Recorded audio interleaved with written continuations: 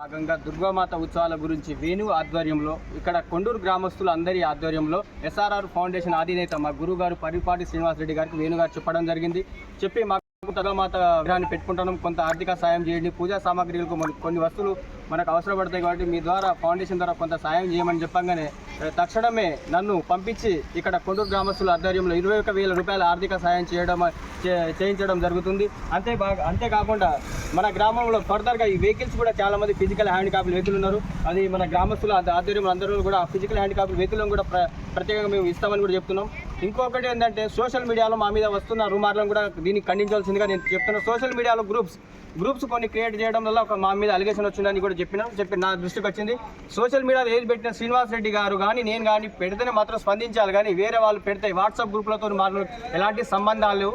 MLA group అని ZPTC group అని వచ్చిందట, దానికి నా దృష్టికి వచ్చింది. మా గురువు గారు మాకు చెప్పాడు శ్రీనివాసరెడ్డి గారు, దాంట్లో అలాంటి గ్రూపులతో మాకు ఎలాంటి సంబంధం లేదు.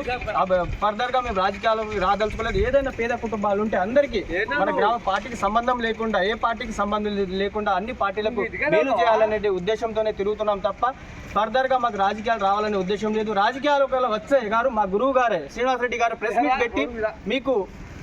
మీట్ పెట్టి మీకు చెప్పడం జరుగుతుంది. అంతవరకు